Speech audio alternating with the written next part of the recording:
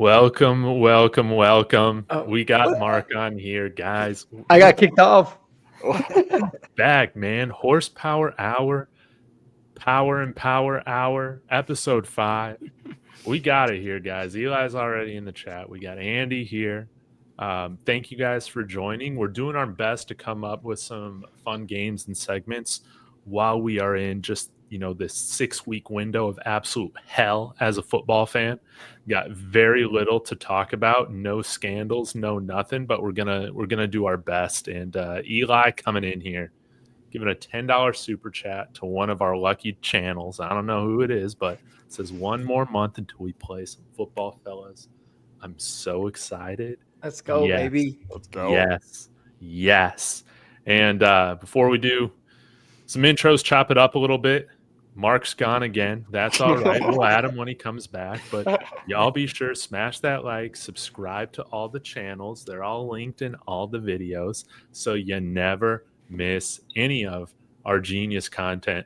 Holy moly, that worked. Let's hope we get Mark on here for longer than maybe 10 seconds. But how are you guys doing this week? I got to put you on the spot, Jeremy, but you've had some cool sightings this week of some prominent Denver athletes, man. That's pretty cool. Yeah, they're just following me around. No, we went to I had a birthday dinner on Sunday night, and I'm like, is that J.K. Dobbins? And my wife has no clue. She's like, who's that? And I was like, oh, that's the guy we just signed, our new running back. And they're like, And I pulled it up on my phone just to double check, and I was like, yeah, I think so. So yeah, I saw him Sunday at a nice steakhouse in downtown Denver, and then today at the mall, I'm pretty sure I saw Bruce Brown at a upper class store in Cherry Creek Mall. So I had to spray on some cologne, and who was sitting there but Bruce Brown. So yeah, always fun. That man, I love. Oh man, Mark's gone again. Kodiak. Oh no! Freaking turn on your super chats if you need help. I'll help you. But Eli in here with another $5 saying, David, I'd take the Jets will be the Broncos of last year. For your sake, I want to believe that.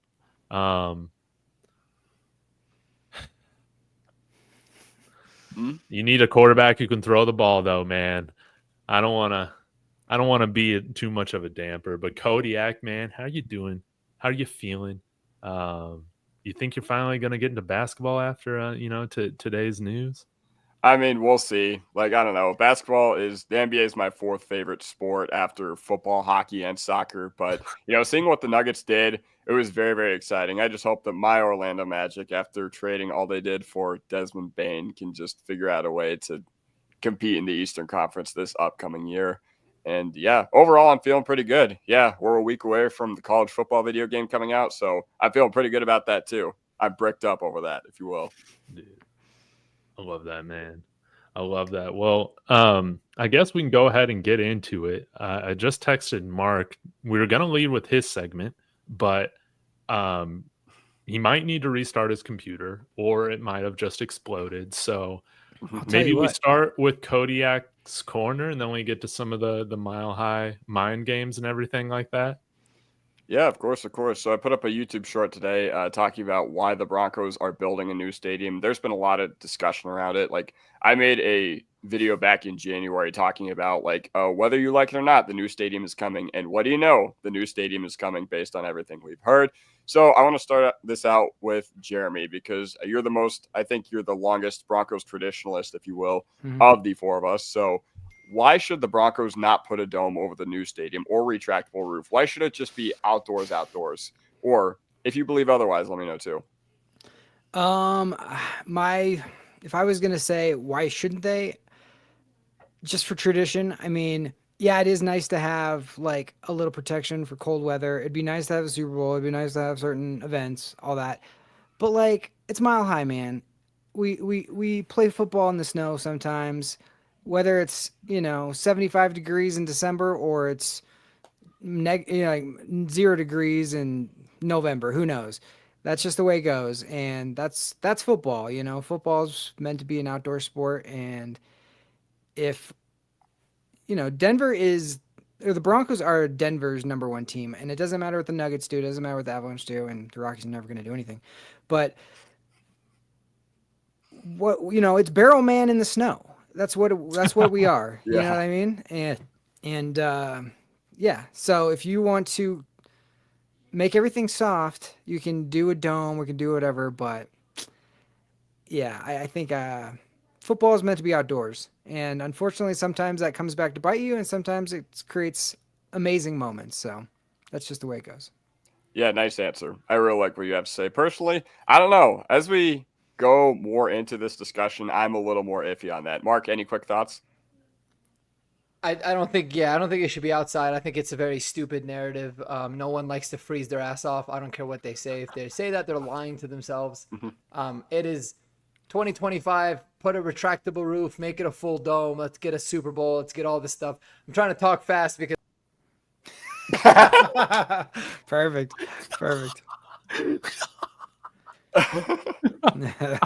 Oh my god! So wow. He's like an auctioneer that just got turned off. Yeah. Well, he talked fast, but he talked so fast that his computer explodes. So, David, do you have any?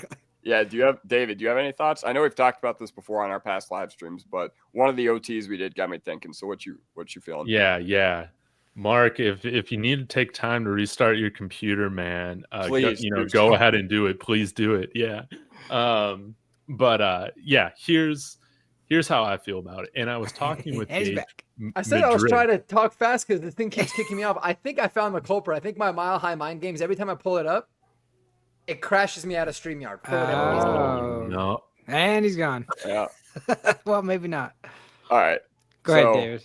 What do you think, David? Well, I was going back and forth with Gage Madrid on this because I was saying, well, if it's retractable, I mean, that's just such an easy compromise. You can leave it open for most of the season. That's what my thought is. And then use it all year round for all these other awesome events and stuff like that. And you got this family rivalry between the Waltons and the Cronkies, right? Because the Cronkies married into the Walton family. I don't know how rich they were before all that, but instead of all those events being done at Ball Arena, some of them now can come over, be done at the Broncos Stadium. That'd be really cool. But Gage brought up something here that I thought was interesting. And he said, I believe the league has rules when you have to close the roof if you have a retractable one. They wouldn't allow it to open for snow games or games below 40 degrees. And now I'm trying to think, have I ever seen a game of a retractable roof being open where there has been inclement weather outside of maybe some light rain? Well, Seattle's is open. So I'm not totally sure.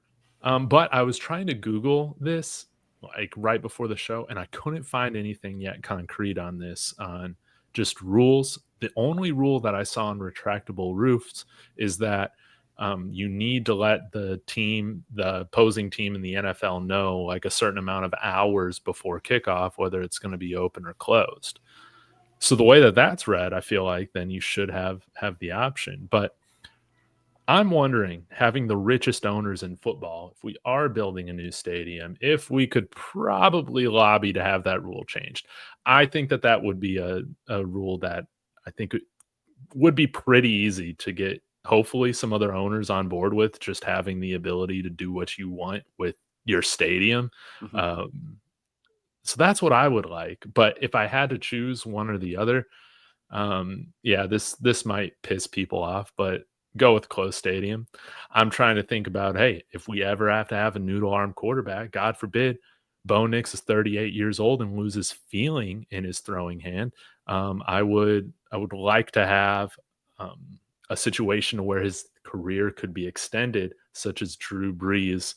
Now he probably played a little too long since his arm isn't working anymore, but you guys understand what I'm saying. And I think with the more open stadium design now, I mean, what you've seen in LA, what you see with the Mercedes-Benz Dome out in Atlanta, I think that there's a way in which you could still build an enclosed stadium that would still highlight the Rockies. Yeah, no, those are all some really good thoughts. And I remember on our first live stream all the way back in November when we were previewing the Cleveland game, you said that if we have a dome over our heads during the 2013 playoffs, good chance we beat the Baltimore Ravens, because I was there and it was freezing and it was miserable that day. So, Mark, before your computer crashes again, what do you want to say? I think I actually finally did find the culprit, but I don't know. I restarted it. We'll figure it out. I don't know what you guys are talking about. So, roof or no roof? Like, or retractable roof, or I don't know, dome, retractable roof, whatever. Gone. Okay, I'll give my thoughts here. I think because the data shows that when teams that play inside go into other climates, that they are absolutely terrible, then I don't know. That's a pretty compelling argument for me to be like, hey, at least keep it retractable. In a sense, I agree with you, David, that the weather should have to be absolutely miserable for us to close it. Like, blizzards, like whatever. But yeah. So my good friend Eric, who's a Patriots fan, shout out to you, Eric, for tuning in tonight. NFLPA would not allow for mystery stadium conditions. I agree. But now, since the NFL is gearing more towards, I don't know, these stadiums, these sick ass stadiums with all these cool features, I don't know. That's something to keep in mind as well. And yeah, Eli, you're completely right. So I had Hold on. I got one thing about this. I really would like them to instead of pumping in crowd noise, they need to pump in the snow. That way, like everybody who doesn't live in Colorado thinks it's snowing like crazy here and then doesn't move here because it's gotten so ridiculous. So let's just go with the narrative that it's snowing 365 here and just have those conditions. Yeah, I mean, you're not wrong. I want our owners to build a $15 billion stadium and give us every advantage there is. Make there be less oxygen on the other team's sideline. Put the sun in their eyes, pump in as much crowd noise as you possibly can. That's just what I'm getting at. Make it super duper loud on their side of the stadium. But, oh yeah, I love September snow games too. There's no way we lose September games anymore if we're playing them in the snow. Exactly. So, I did have a question for Mark, but I guess I'll just ask it to you guys as well. Give me some quick thoughts. Is there an outside chance that Jonah Ellis or Quandarius Robinson or Dondre Tillman play well enough to where we can forego paying Benito this upcoming year if we decide to wait on that extension? If either one of you would like to start, I'm about to hear what you have to say. I'll chime in. Go ahead, David. I think the odds are slim. But if there's somebody that could have like a Nick Benito just type of explosion, like pass rushing, the guy who's like kind of built like him would be Q Robinson. Small sample size, right? But his get off the line is insane. So, it's going to be interesting with us, I think, carrying 5 edges, I would assume, every single week now, like moving forward. I wonder if that does eat into a little bit of Nick Benito's production in terms of like total sack numbers. But on the other side of the coin, maybe he's playing slightly lesser snaps and then can really capitalize on his, pass rushing snaps that he's getting. So, yeah, if there's anybody that can become that, I think it's Q Robinson. Cool. Jeremy, any thoughts? Yeah, I think the guy that could become that is John Ellis, honestly. I think he's primed this year. And I think there is an opportunity. Hopefully he shows up more than Mark is in this podcast. No. But, like, Jonah Ellis was, like, a guy. I mean, to have 5 sacks and he's, like, 20 years old or whatever it was in his rookie year, I mean, he can have an absolutely huge year. I don't think they will forego a Nick Benito contract, but let's say both. Let's say you get multiple guys. Let's say Q Robinson looks awesome. Like David said, what if Savon Jones pops? What if Jonah Ellis pops? And now you have a riches of like Cooper and the other guys. Cooper is under contract already. So maybe Zach Allen, and you're getting pressures from other places too. So I think it's possible. I don't think it's probable, but yeah, I do think it is possible. Yeah, I agree. And I do want to respond to Eli on this. Could you be running into a Shaq Barrett situation, though, if you don't sign him now and he ends up leaving? Yeah. I mean, that's always within the realm of possibility. But like with Shaq Barrett, it's tough because it's like, all right, you still have Von Miller. You draft Bradley Chubb 1 year the year before, and you use the 5th overall pick on him. Obviously, it's kind of tough how it turned out, but I still don't hate the process of us just letting him walk, even as tough as it was to see what he did in Tampa Bay. All right. This one was. We still have Shane Ray when we let him walk too. I'm trying to remember. I don't think so. I think Shane Ray got cut in the 2019 offseason. Or I think his option wasn't picked up. I think his contract ran out. I think that's what happened. And I think his first year not on the team was 2019. Okay. But yeah. So this question was actually for David, but Jeremy, you can chime in as well. And Mark, actually, I'm going to ask Mark this because you're the guy who is really big on like market value and everything like that. So my question for these two gentlemen, they've already answered, is there an outside chance that Jonah Ellis or Key Robinson or Dondre Tillman play well enough to where we forego paying Benito? Keep in mind, we play in a system that's not really reliant on the edges when it comes to pass rushing down. So what are you thinking? What do you think about that? 1,000%. I think it's actually 50-50, to be honest with you, in that sense, because it's a position that is unbelievably important. We got a lot of depth. We're always constantly addressing it every single offseason in free agency or in the draft. So I think that there's a big time world. And as much as I love Nick Bonito, and I think most of Broncos country loves Nick Bonito, coaches in front office, they tend to not be the biggest fans of pass rushers if they struggle against the run. Nick Bonito's gotten better, but you can't give like Max Crosby, TJ Watt type of money to somebody if they have a little bit of vulnerabilities in the run game and they only play 50% of the snaps. And Sean Payne said he wanted to make them play less. So that was a really big like red flag for me. So I feel like if they can't get the deal done early, his value is only going to go up. And yeah, I think that there's certainly a situation. Plus, you got Jonathan Cooper on such a good deal. We'll have to see. So I wouldn't be surprised by that at all. Thank you. And that's why my question was for you, because you're really into that. And I felt like you'd give the, most outside the box answer. All right, David. I know you're David Talks Buffs, but you know what? I don't want your channel to be up in arms and pitchforks all over this for what I'm about to ask you. Okay. Who's your defensive rookie of the year? Actually, you can drink as much or as little blue and orange Kool-Aid as you want before this. Who's your defensive rookie of the year? You have to choose between one of these two guys, Travis Hunter or Jahdae Barron. Well, it's smart for you to put money on both of them for Travis Hunter, offensive and defensive. But if I'm the Jags and I traded up, like you gave up a bunch of future picks for this guy, right? You're hoping, and I think he would, be able to save Trevor Lawrence. That's what I'm thinking. Perfect compliment to Brian Thomas out there. I think you want to play him mostly at receiver. He's going to have a slightly thinner frame than I think that you might want. He's had some freak injuries, but, did miss a little bit of football last year because of a shoulder injury. Some of the other stuff, lacerated spleen or whatever it was, and then just ankle surgery coming back from it too early his freshman year at Jackson State. But nonetheless, like a little fragile, right? So I think it's best for his overall career and longevity for him to be primarily used as a wide receiver. Now, some people think he's a better corner than he is wide receiver. I don't know. I flip-flop all the time. But I'll go well, now that I'm thinking about this, who's going to play more snaps on the defensive side of the ball? Is it going to be Barron or is it going to be Travis Hunter? Because you also got Riley Moss here too. I'm not really sure what Jacksonville's secondary looks like outside of Travis Hunter, but I'll go with the Thorpe winner for the defensive player of the year. That might frustrate people.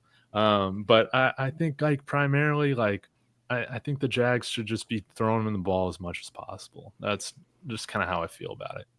Yeah, and you make a lot of really good points. And one of the things that I said when I made a video about that like a month ago, I was looking at Harvey and Barron, and I wanted to see what their main competitions were.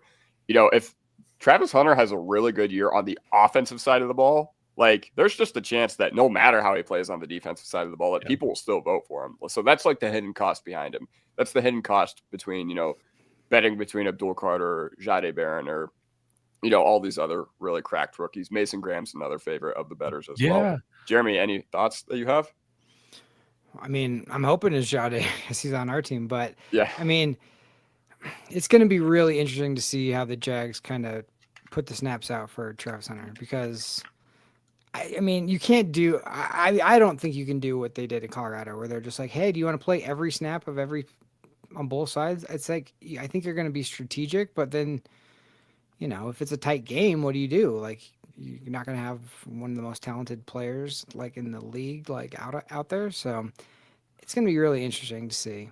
So, and he has had injuries too. So like, he's not like his frame isn't like so thick either. So it's just a real delicate balancing act for the Jags. Hopefully Jahdae gets, how much nickel and how much stuff we're going to play. He's going to have tons and tons of snaps as far as that goes. And he's going to have, like 6 or 7 picks this year, and we don't have to worry about it. Yeah, I looked at the common denominators between all the DBs that win Defensive Rookie of the Year. The common denominator is pretty much just playing well and having a few scores in primetime games. Like, that's honestly really what it boils down to. And, think about it. There's not a ton of, like, uber cracked defensive players that were this year in the draft. Obviously, Abdul Carter is an absolute freak. Same with Travis Hunter. But I don't know. It's the same case I made with Harvey to win Offensive Rookie of the Year. Like, realistically, there was only one quarterback, one wide receiver drafted in the top 10 this year. So I don't know. Competition to me feels pretty thin compared to other years as well. So that does it for my segment. I did want to hit on this really quick, Cody. Just Eli's comment here. How high are you drafting Travis Hunter in fantasy football?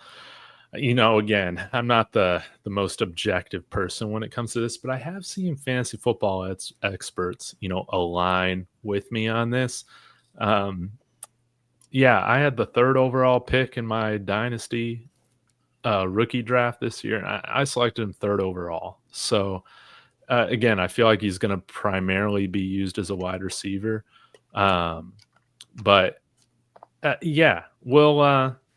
We'll see what happens. If I'm the Jags, Travis Hunter does such a good job of avoiding contact on offense. He gets down, after he catches the ball. If there's not a big time play to make, you want to sell tickets. Offense sells, man.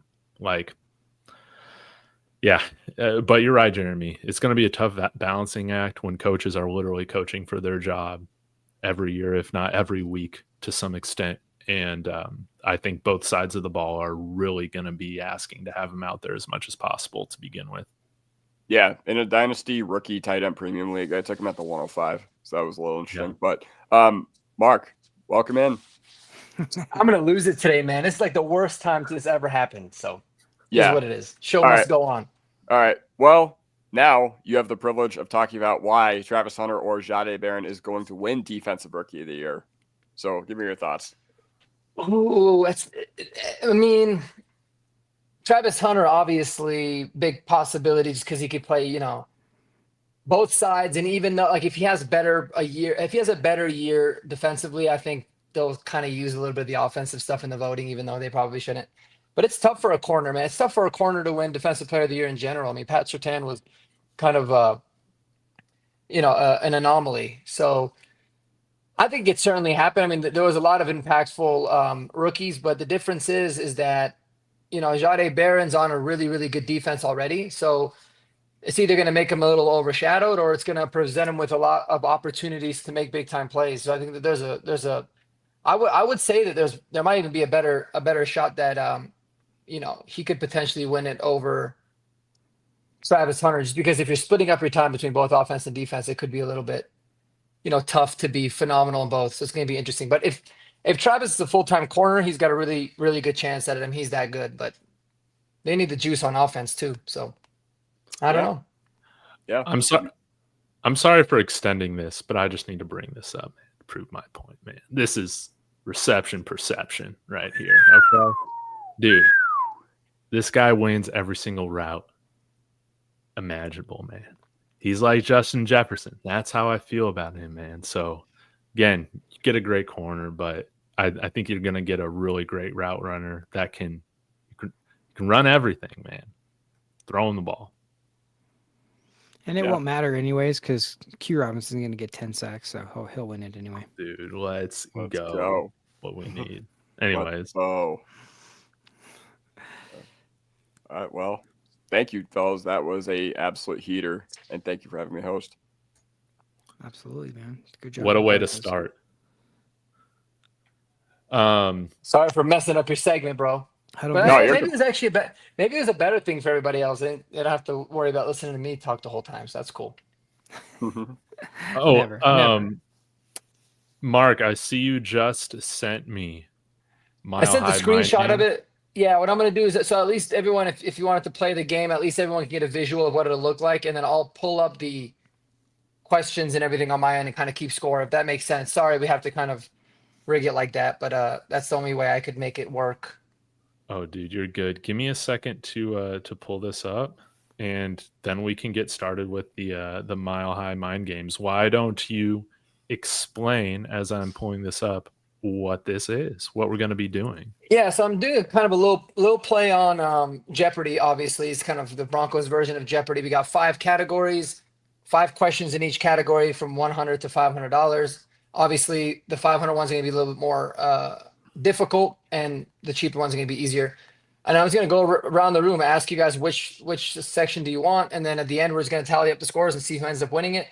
We'll try to make it quick. Like I'd ideally like to do 10 or 20 seconds max per question if we can. I don't know if there's a timer feature. Here I am making demands after I keep getting cut out, but just to make it go quickly, or we can just cut it short if we need to as well. But I think it'd be a lot of fun, man. And I'd love to see for the chat to get involved with this too. Yes, let's do it. I don't know if there's a timer on here. Let me go ahead and look. Come on, StreamYard. Yeah, I'm not seeing one. Just a countdown, and we don't want that. I can just figure the timer out, but I think everybody's going to answer these pretty quickly, so we should be good. Okay. So are we just going to call it out? Whoever calls it out first? No. So what I'm going to do is you see on the bottom, you have team 1, team 2, team 3. I'm going to assign it left to right on my screen. So Jeremy, you are team number 1, if you need to write it down. Okay. David, you are 2, and Kodiak, you are 3. So Jeremy, we're going to start with you. Which question did you want to choose, man? Oh, okay. Let's go name that Bronco for 300. I was going to say Alex, but it's Marky. I dig it. All right. So the question here is, this person started at safety opposite of Steve Atwater during Super Bowl 32. Oh. Tyrone Braxton. Nice. There you go. Ding, ding, ding. All right. So we got 300 points. Another that's one of those players that we could have talked about last week about very underrated of all time. Tyrone Braxton was a beast, and he never gets talked about. Yeah, he was a stud. He certainly was. All right, David, you're up next, brother. All right. Man. Shoot. I'm going to go with a draft day drama for 200. Come on now. All right. Who is the wide receiver drafted in 2020 from Penn State? Oh, okay. I know this one. It wasn't Jerry Jeudy. Who is KJ Hamler? Let's go. All right. So was that 200? No, 200 bucks, right? Yeah, it's 200. Let me adjust the scores here. All right. I love it. Kodiak, all the pressure's on you, bro. They went 1 for 1. They went 2 for 2 total. What you got? All right, let's go coaching carousel 200. All right, who was? Oh, you're gonna love this. This is a perfect. You chose the perfect question. Manning's offensive coordinator during Super Bowl 50. Oh man, yeah, you're right. Didn't I allude to him as a trash can last week? No, he did not. He did not. Oh wait, during Super Bowl 50. Mhm. I'm trying to think. So obviously we had Kubiak run the offense. Who? Wait, it wasn't the trash can? Nope. Oh shit. Oh, actually, hold on. It might have been. No, it wasn't. It wasn't. No, it might have been because I think I was thinking Super Bowl 48. But wait, just give me a second. It wasn't. 100%.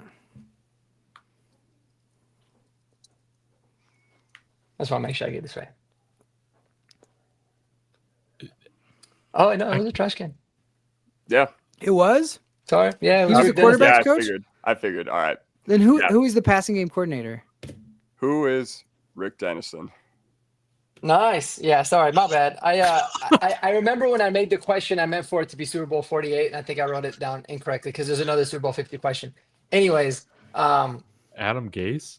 Yeah. well he was. done. Yeah. It was supposed to be Gase for Super Bowl 48. That's what I wanted it to be. Okay. How much was that question? 200. 200. All right. Good job, Cody. All right. Jeremy, we back to you, brother. Okay, let's do let's try then and now 400. Which one? Then versus now for 400. All right. Who had more 1,000-yard seasons, Rod Smith or Demaryius Thomas? Damn, that's gonna be close.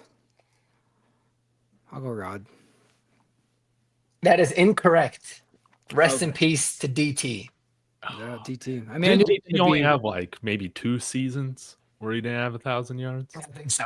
Yeah. Yeah. It was like his rookie year Yeah. and one of the years he got hurt. All right. Mr. David, you get a chance to take the lead here. All right. Oh, man. I'm a little nervous. Name that Bronco 500. I love it. I was about to do that one. Let's see what it is. This player caught Tim Tebow's first touchdown pass. Oh, all right. I'll always remember this because I was at the game and I was like, this is going to be a really good trivia question one day. All right. We lost also, by the way. We lost? Yeah, he wasn't even starting. Oh, God. He would just come in on like, goal lines and shit. All right. I'm just going to go with it. Who is Matthew Willis? No, that's a really good guess. Good though. guess. Yeah. The correct answer there is Spencer Larson. Oh, the fullback. The Wow. fullback. The fullback. That's Yep. right. Oh, All right, Kodiak, you get a chance to take the lead. I mean, David, respect though. Respect to you, bro. Going for the 500. I like it. I like you being bold. All right. I don't think I'm as bold as David yet. Let's go. He did draft day drama for 200. Let's go draft day drama for 300 for me. All right. The Von Miller trade led to these two Denver Broncos. Who are they? Okay, one of them is Nick Bonito. Correct. Fuck. I just don't know what round. I'm trying to think. Oh wait, we got a second and a third. Okay. oh, come on. Think about this. Yeah. All right. Von Miller and Greg Dulcich. The correct answer is Nick Bonito and Greg Dulcich. Well done, sir. Well done. Very good job, Kodiak. Wow, All right. Kodiak. So 300 for you. Now, Kodiak has taken the lead with 500 points. Good shit. I'm gonna go hard. Then versus now 500. All right. Who has more touchdowns as a Denver Bronco? Philip Lindsay or Noshawn Moreno? Oh man, it sounds like a trick question. Oh god. I'll go no Sean. Well done. You guessed it right. You didn't overthink this. It is Yeah, Noshawn. good. Because I was like, I, come on. I was like that might trick some people, but It all right, would. so Yeah, close it to sounded tricky. Didn't he have close Yeah. to like 20 touchdowns in 2013? Like receiving. total, and I rushing? think. Yeah. Yeah, it was close to Okay, that. good. I was about to say, Noshawn was on the team for 4 years, and Lindsey was on a bad offense for like 2 years. Yeah, Just that's 3 that's years kind of was what I the thought. Yeah. Yeah. exactly. Yeah. All right. It was How actually much was that surprisingly one? close. That was a 500. That was 500. Wow, I got screwed with my Well question. done. All right. Nobody's done. David's jersey got some numbers. work to do. Yeah. Are there any what I'll just dabble sorry. in the 400 level. What 400s are good? Every category except for then versus now has 400 available. All right. Name that Bronco. I gotta get it. I gotta get one. Oh man, this is tough. This should have been a 500 question. Who is the first Bronco inducted into the Pro Football Hall of Fame?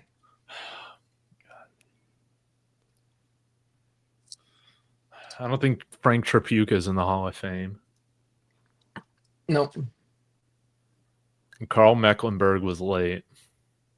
He's still not in. You still not in? No. No. Randy Gradishar was late. Yes. Lloyd Little was late. Yes.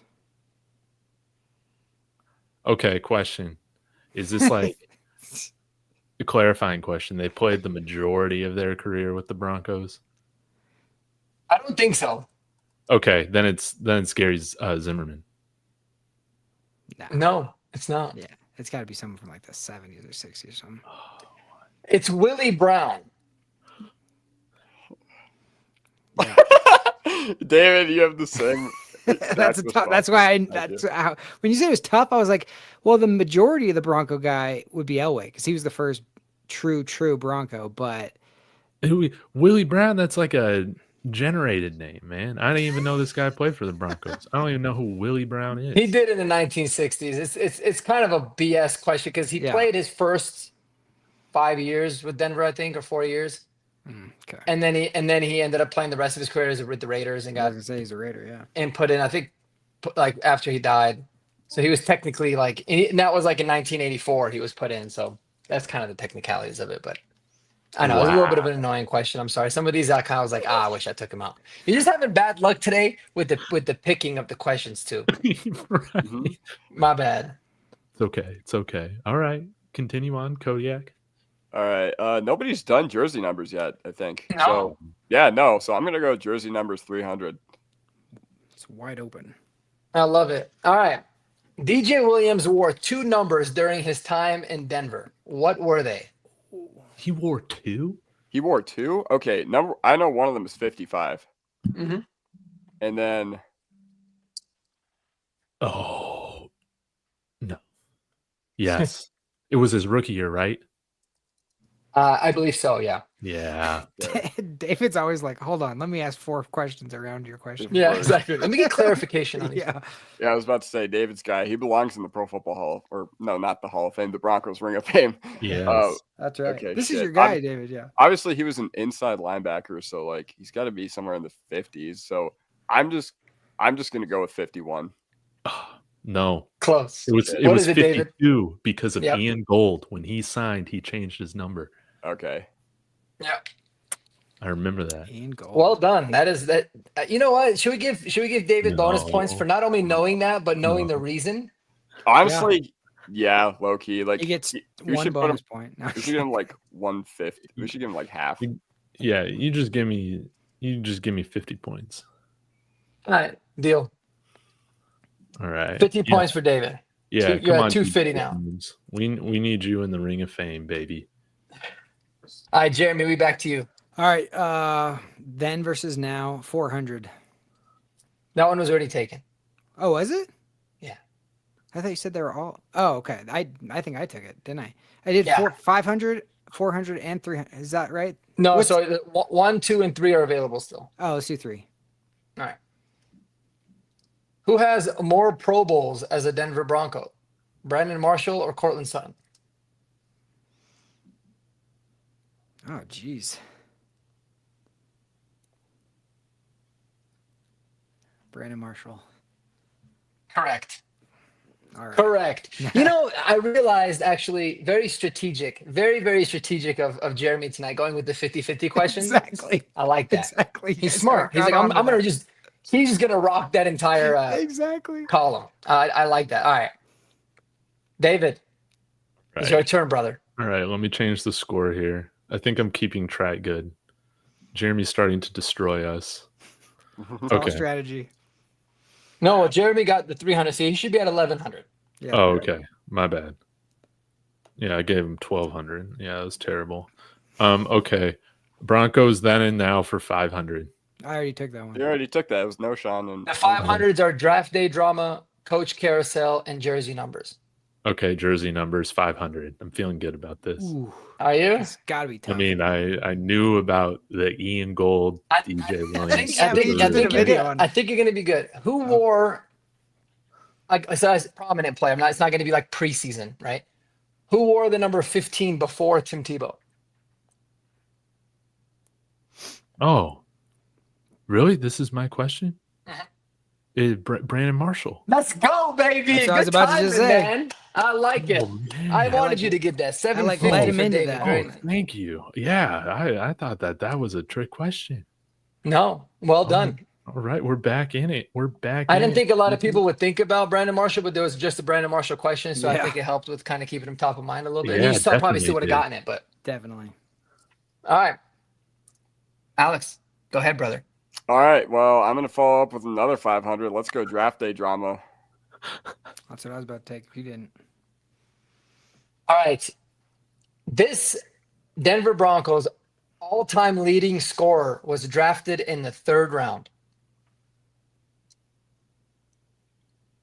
No way. I know. He was a 3rd round pick. All right, don't give it away. I'm trying to think all-time leading scorer. This one's like really tough for me to like Yeah, Nikola Jokic. literally. What the fuck? Because we've had Was it also during a Taco Bell Whoa. commercial? Yeah. Probably. Yeah. all time. I'm trying to think of dudes that played for super duper duper long. Shit. Okay. I was gonna guess Floyd Little, but that was like way before there was. Oh shit! I'm running out of time here, aren't I? You are. You are shit. I'm trying to think of 3rd round picks, and I go to like Eric Decker, but that's not it. You know, he was the first 3rd round pick I thought of too, actually. Fuck. Leading 5, scorer. 4, 3, 2. I have fuck all One. idea. Can I ask a question? I'd like to steal. Yes. Is he in the Ring of Fame? Yeah, I think so. Yeah, he is. Oh, okay. All right. Yeah, I think I know. The who correct it is. answer is Jason Elam. Yep, that's right. Our Yeah, kicker, dude, was a 3rd round pick. That actually blew my mind. Out of the University of Hawaii. Hawaii, baby. Number 1. I should have Not known even that. the I went highest there. Hawaii player we ever drafted either. That's a crazy spot. I should have known there. I went there for a semester, and then I dropped out. Yep. I thought Eli was going to give it away when he said Prater, and I was like, oh, shut up, Eli, with the Yeah, kickers. it's usually a kicker. Yeah, it's always That's a the kicker. leading scores. Mhm. All right, Jeremy, All right. back to you. What's the highest draft day drama available? 400.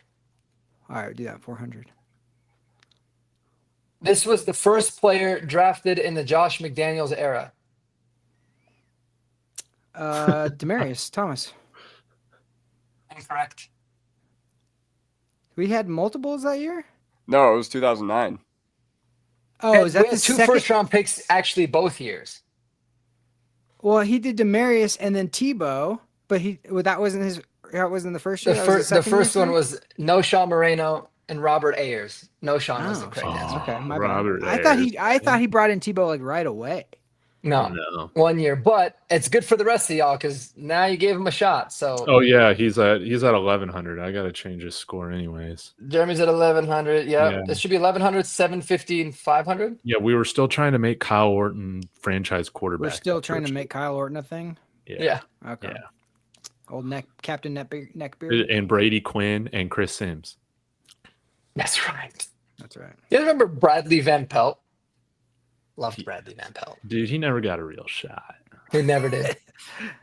Neither did There's- Brady Quinn, man. I thought Brady Quinn was going to be amazing.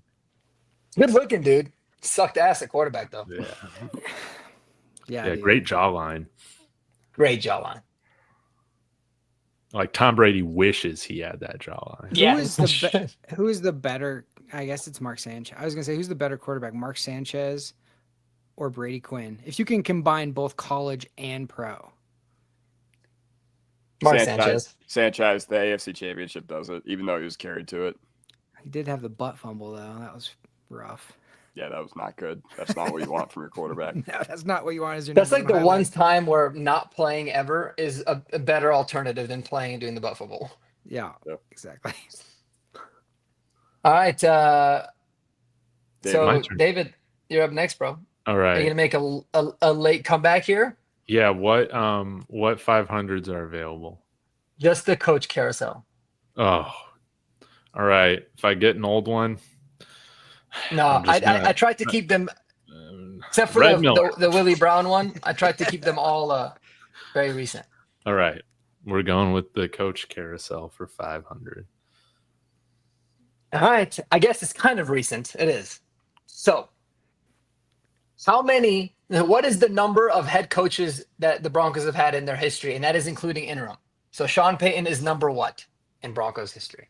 Ouch, that's tough. Wow. It's in the 20s. So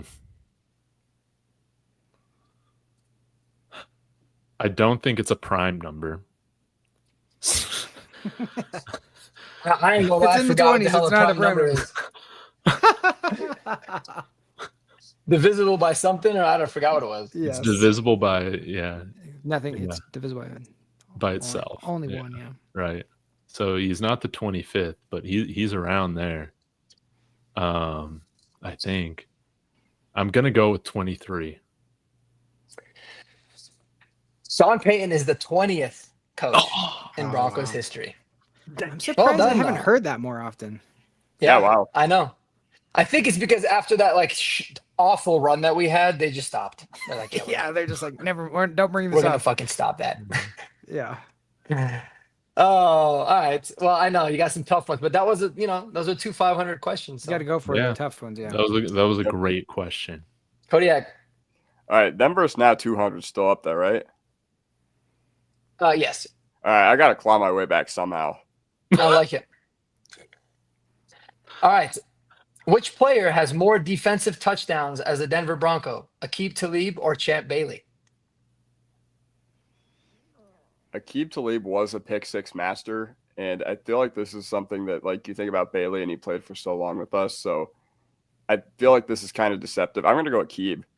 Nice, buddy. Yeah. I love it. 100%. I love it. Way to use that. Actually kind of blew my mind a little bit too, but I figured, yeah, Champ wasn't necessarily like a touchdown scoring guy, but he just like no one ever, completed shit on him. Aqib took it to the crib, so that is correct. So 200 points for Kodiak, putting up at 700, I believe. Yeah, if I'm he not probably mistaken. saw a lot more targets, right? Yeah. Yeah. Plus, in 2015, I saw Aqib Talib score 2 pick sixes. I saw him week 1 against Baltimore, and I saw one in Cleveland as well in person. Yeah, I think he also had a He had once fumble against, return to the end zone too. One year he had like 4 or 5 touchdowns in one season here. didn't he That's have one against Carolina? Didn't we play Carolina? Because I want to say like Super Steve Bowl. Smith or somebody was chasing him down. And No, that was TJ Ward. No, TJ Ward didn't get that though. Wait. No, it was. I was watching it from like Europe. I remember watching it. I don't remember, but yeah, he's a pick six magnet. And the one most famous moment where Champ Bailey was about to have a pick six was when he got ran down by Ben Watson at the 1. Thank God they gave it to us at the 1, and Mike Henderson punched it in. Yeah. that was- definitely was a touchback. That was it's hard. It's almost impossible to tell. Oh but, my like, God, y'all just took a sip at the same time. Put your drink Wait. down at the same time. That was insane. This See that? horsepower, You guys were like in sync. horsepower Sponsored by Liquid Death. and LaCroix and Pellegrino. And my homemade iced tea in a Stanley. All right, so that was Okay. Kodiak. All right, Jeremy, Yeah. What do we got? What's available? you got jersey numbers 1, 2, 4, and same Coach Carousel 1, 3, and 4. Draft day drama just 100, and name that Bronco 1 and 2. What's my score? Thanks for bearing with us while we I'll do be this kind s- of ghetto on my phone. I'll be Sorry, sick. guys. I'll do. I'll take it. I'll take it out. So, let's do Coach Carousel 4. I like it. All right, you should know this, being Good. the old man here. Good. It's good. It's good. Red Who was the Nose. head coach? Good for something, hopefully. Who was the head coach before Mike Shanahan? Oh boy. Oh, Wade Phillips. Nice. Yeah. Good man, Wade Phillips. Bad NFL head coach, but Bad very head good man. coach, amazing defensive coordinator 30 years later. It was so bad that Pat Bowlen literally flew to like the AFC or the Super Bowl or whatever, and was hunting out in like by the elevators when the coaches got off the elevators to grab Mike Shanahan, saying, "You're my next coach." Yeah, you're the next one. Yeah. All right, Jeremy just making his lead more dominant, but it's not over till it's over. David, what you got, brother? Yeah, we can't even beat Jeremy combined right now. Okay. Yeah, you can. Yeah, no, you wouldn't. Damn. Sorry. Let's see. We got Coach Carousel 400. Is that 300? I just And then took if that you one. want a 400 jersey numbers for 4. All right, jersey numbers. We're gonna do it. I gotta go big. This should be pretty easy.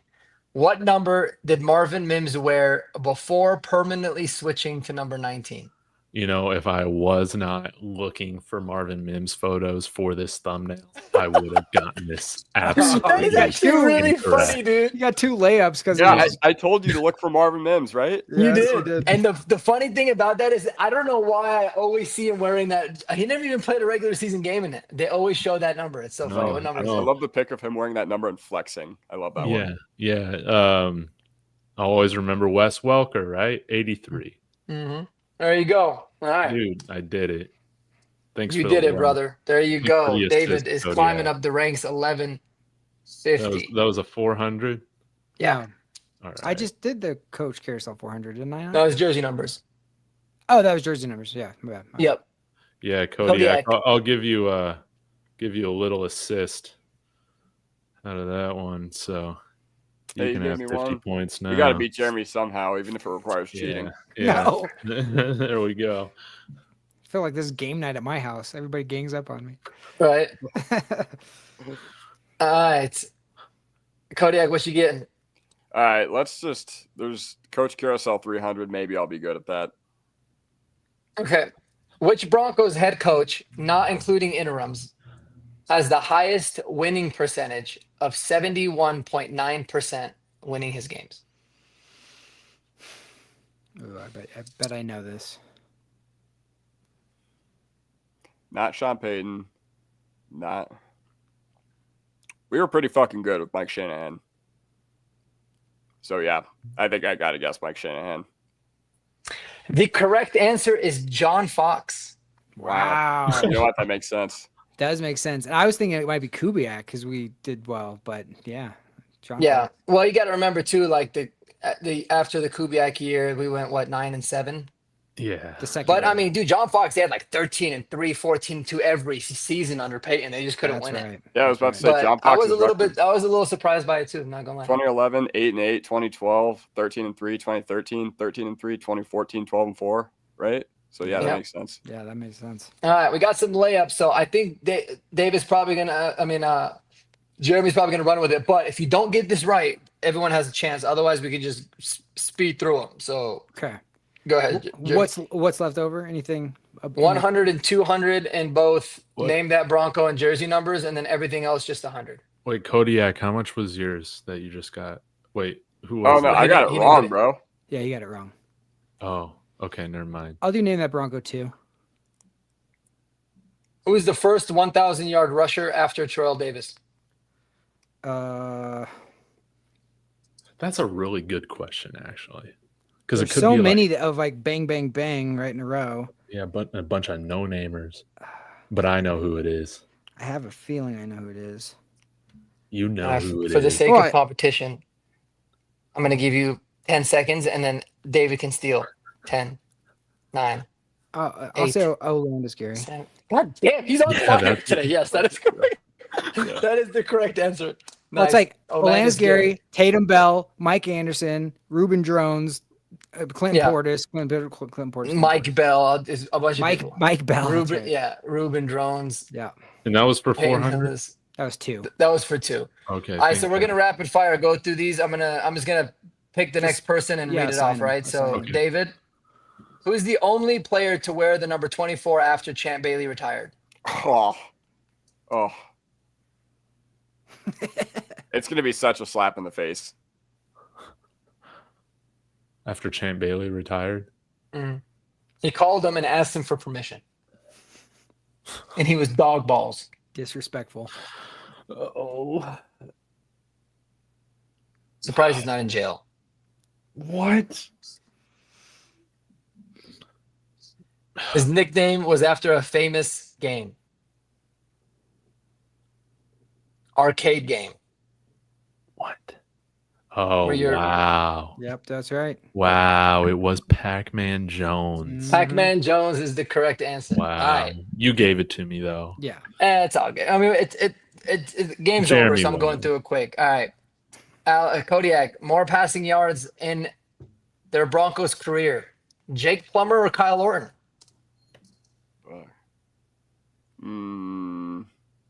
Kyle Orton. No, it's gotta be Jake. Kyle Orton is correct. That's so sad. That's I so know. sad. I was thinking because Plummer didn't play for that long with us, and the NFL is like more offensive heavy. Well, around neither that did time. Kyle. He's only played like a year and a half. Or Oh yeah, but I figured like at least he had Brandon Marshall for that 1 year, right? I guess. Ugh. Yeah. He had a lot of yards, He actually. did. Yeah. How much was that? 100. We were Let's always go. coming back from being down. Let's go. Jeremy, who was the first? What was the first Broncos number that was retired? Well, I had to be, well, Trapuka was 18 and he's like the oldest one, but I'll say Elway 7. It was actually 44. Floyd Little. Yeah. Wow. Okay. That's, okay. David, who is the Broncos head coach of Super Bowl 48? Thank you, John Fox, baby. All right, Kodiak drafted. Who was drafted instead of Josh Allen in the 2018 NFL draft? Chubb. Still one of the most like overrated Broncos I think of all time. In my opinion. Should've Dude, drafted I was Lamar defending Jackson. that pick like 3 years after the pick. I was like, I'd still rather have Bradley Chubb. He's still going to Yeah. come. And it's like, Fuck that. nope. All right, and then to wrap it up with the final question, Jeremy, who is the Broncos quarterback from 1999 to 2002? Brian Greasy. Let's go, baby. First Bronco jersey ever. All right, that wraps it up. I appreciate y'all, man. I'm going to Dude, try this to get was back on the amazing. browser because this is kind of driving me crazy. But if Dude, I get that- logged off, I'm going to hop That back was on. so good. That was so fun. That was awesome. That was so much fun. Yeah, we need to do more of that trivia, man. That was amazing. Yeah, we'll And, do it, and hopefully it doesn't crash my browser again. But let's try this again. Let me get a celebratory beer. Hold on one second. Do it. I'm Nah. gonna pee while you're doing that too. So David, hold the stream. Okay, Mark, while you're pulling this up, I need to ask you because, well, I guess we're around the same age, so never mind. Never mind. Jeremy, once you put your headphones on, I got a question for you. Jeremy, What's got up? a question for you. Yep. Because I was so young when Brian Greasy was playing. Uh-huh. How would he compare to the quarterbacks we've had post Peyton Manning? Where would you kind of put him in terms of ranking with all those guys? He's kind of like a Trevor Simeon. And when did we draft him? Was it the first round or the second round? He was the 30th pick of the first, I believe. Or maybe he was the second. I don't know. Help me out, Mark. You probably know. He's frozen. Oh, he's frozen. Sad. Yeah, he was late in the. I'm gonna kick him out. Dude, it was supposed. Okay, so it was supposed to be It was the Bubby third Brister. round. Brian Greasy was the third Oh, round. okay, third round. Okay. And we made him a starter his rookie year. What the hell were He we was, doing? he was the only. I only know this because this was one of the questions. He's the only quarterback the Broncos have ever drafted in the third round ever. And we just made him the starter over Bobby. Yeah. So get this. This is what screwed us, and this is Mike Shanahan's biggest mistake he ever made as a Denver Broncos head coach. Everybody knew we were rolling with Bubby Brister after Elway retired. At least 1 year, we're going to give it a shot because he crushed his mop-up duty the year before. He was 4 for 4 in the 98 season, and we destroyed. And Bubby was one of those guys that just didn't. He wasn't a fine detail kind of guy. He was kind of like an effort kind of player, but Right. he gave a lot of effort when he was out there. and it drove Mike Shannon absolutely crazy. And the night before the first game of the season, he pulled the rug on Brister and threw in Greasy, completely threw off the entire team. Told nobody. It wasn't like a quarterback competition through training camp or anything. It was like Bubby's the guy. Pulls the rug. Everybody's freaking out. We start 0-4. Brian Greasy throws a pick. Terrell Davis goes to run it down. Matt Lepsis dives for the try to tackle the guy. Heartbreak. Comes into Terrell Davis's knee, tears ACL. That's all she writes. Completely changed the fate of the Broncos forever. But yeah, Yep. shouldn't have done that. That's a crazy story, dude. Yep. It's Benched absolutely him wild. the night before Yep. the They pulled season it. starts for a rookie picked in the 3rd round. Who didn't get the reps with the ones the whole training camp. Dude, And in the the whole social preseason. media, how What? did he not get fired? I was about for to say, doing that. What we in the just won Josh back- McDaniels? What in the Josh McDaniels am I hearing right now? That's what it was. That's what it felt like.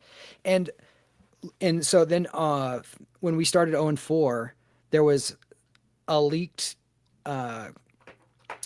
comment to some national reporter at Sports Illustrated that we're done. And it was like the headline cover of Sports Illustrated. Broncos 0-4, we're done. And then they had to do this whole thing of like, no, that's not. It was a debacle, man. It was so bad. So, yeah. It was so bad that it made Mark leave. Mike Shannon is controlling Mark's computer tonight, apparently. That is so I never knew that. It was a cluster, dude. It was the worst. And I mean, we just came off a back-to-back Super Bowls, so that's why Mike Shanahan had all this clout where he's like, I can just do whatever, and he could, but like he did something that if we would have went with Bubby and Bubby looked rough or something, and then you go to Greasy, at least it would have been like everybody would have been on board and would all have understood, and the team would have been understood. But that's just, I think Mark should just pop up in a different location every single time. I was like, I cussed so loud. I was like, you know what, man? I'm just gonna go sit on my couch and hang out and just be on my phone. It was driving me crazy. But this is so awkward for me. Anyway, sorry, go ahead. Yeah, then to answer this question, to jump on this comment. Yes, Greasy ended up 2000. We ended up going to the playoffs, playing against the Ravens, who had now acquired Shannon Sharp. We let Shannon Sharp walk, go to the Ravens, and then basically the feeling that season was whoever wins that game, that playoff game against the Ravens versus us, probably was going to win the Super Bowl. It just felt like that. And Shannon Sharp caught a deflection off of a helmet and went, 70 yards to score one of the only touchdowns of that game. Ravens win. Ravens go on to win the Super Bowl with Trent Dilfer in 2000. And that was one of the nastiest defenses, arguably, of all time. Yep. Go back and I think it was 2002 or 2000. No, 2000. Yeah, 2000. Bro, I think they allowed like less than 14 points a game or less than 15 points. It was something They did. absurd. Yep. It was absurd. We were like, we're going to go in there. We're going to try to run the ball. And we ran for like 28 yards. Yeah, it was bad. It's like our first Buffalo last year in the playoffs. 16-3 or something like that. Yeah. So Shannon Sharp gets the 2 Super Bowls with us and then goes to the Ravens, gets another Super Bowl, and then ends up coming back, I think, for the last run. But good for Shay, man. I love Shay, bro. I think he was back from like 2002 to 2004 or something like that. yeah. Mm. But Or 2003. that one was another one that sticks with me. Is that 2000 playoff? And Greasy was really good in 2000. There was a game in the snow against the Raiders in which he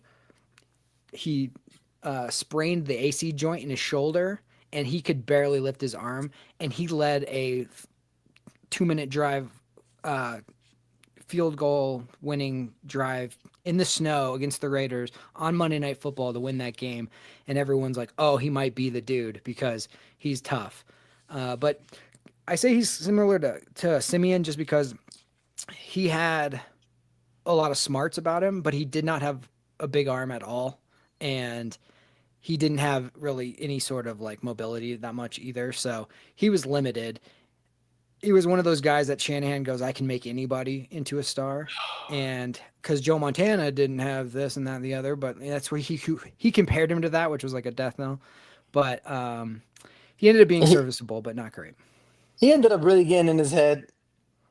I remember he won a game with Gus Frerotte that came in off the bench. Yes, he did. And he was like, I can win with any quarterback, and then like they never won a game again. Yeah, Jarius stupid Jackson. ass Danny Jarius Cannell, Jackson. dude. Danny Cannell, yeah, dude. Yeah, Jarius Jackson. I think Danny Cannell was the starter in that Monday night game where Ed McCaffrey shattered his leg, kept holding on to the ball. And against the Giants the night before 9/11. The night before 9/11. And I'll never 9/10. forget it because the dude caught the ball, broke his leg in the middle of like jumping for it, Both bones. landed, held on to the ball, and got carried out with the ball in his hands. Yep. On the stretcher. Never And his played leg, again. his And never leg played like again. dangled. Mhm. was And that was the end complete- of his career. Yep. Basically. Straight Yeah. baller. Dude, I know we've kind of just transitioned to overtime, but I need to share this this photo with y'all that I saw today of Alex Smith's leg. Oh, dude. I showed that picture with some people last like It's gnarly. It's the gnarliest thing you've ever seen. He Yeah. almost died, right? Yeah, Yeah. because he had sepsis. Yeah, it was so bad. Yeah, that's it's wild. that's his leg right now. Actually kind of badass though. Man, Like that dude. That's yeah. crazy, bro. How do you That's have 14,000 pictures in your camera roll? Dude, how That's can how you it even rolls. see that? Oh Like, yeah, yeah, That's so yeah. We're not going to be scrolling through them, That's but a so lot of them are screenshots. Yeah, I just screenshot stuff all the time that I just like think is interesting. So It's okay. yeah, Yeah. this one, Who- but yeah, looks whose like quarter- a turkey leg. You know that you get Yeah. at the carnival. Yeah, That's crazy. Renaissance Festival. Oh, Yeah, the Renaissance Festival, man. Yeah, that's wild. Either way, So- whose quarter is it next? I I forget. think it's me. Okay. Who is it? I think it's Jeremy. me. I think it's, Bro, yeah. this is like the definition of empower 3 hours, bro. Dude, Yeah. yeah, As yeah. David likes to call it. Oh Empower yeah, Empower Hour. Let's empower go. hours. Where Let's go. time stops. All right, well, let's do this. Each person I ask, let's try to keep it to 60 seconds or under. These are basically like pick one of it's like multiple choice, so it shouldn't be too difficult. All right, this is the giddy up. We're going to change it up. Instead of doing giddy up or hold your horses, we're going to just do giddy up on who are you most giddy to watch this upcoming season. So question 1, I got 3 questions and a bonus question. We don't have to do the bonus question if we're running behind, but question 1, which new offensive weapon are you most giddy about? Evan Ingram, RJ Harvey, or Pat Bryant? And we're going to start with Alex. And we'll go counterclockwise. Man, I don't know about y'all, but I was sick of watching our running backs last year with the holes that we had opening up. And you take a guy who led college football in 10-plus yards, in runs of 10-plus yards, even more than Ashton Genty, even though Genty had more carries. Genty had 40 more carries than this guy did. The fact that we got a weapon who can not only flip the field potentially, but just allow us to get chunk plays and allow us to sustain a run game, which we did not have last year. Obviously, go with RJ Harvey. We'll see how the dynamic works out between Dobbins and Harvey splitting the backfield, but I am bricked up over RJ Harvey. All right, David. So I've been thinking about doing like a ranking for most important additions this offseason. And I guess I'm kind of spoiling this, but surprisingly, I'm going to put Evan Ingram at number 1, man. Bo Nix threw for almost 3,800 yards this past year without a tight end, man. Like, I think Evan Ingram is responsible for like another 800 yards, man, of passing. I think, I don't know if I'll say he's throwing for over 4,500 yards, but I wouldn't rule it out. Having a tight end over the middle absolutely changes everything about the passing attack, and it's why people are going to stop complaining about Cortland Sutton, man, because we got somebody else that's dynamic out there. So I'm going to go with Evan Ingram. All right, Mark. I'm gonna roll and make it a trifecta, man. My guy Pat Bryant, who I love. I think he's gonna ball out. I think he's gonna have a really, really good season. Show just how bright the future is for for our wide receiver position.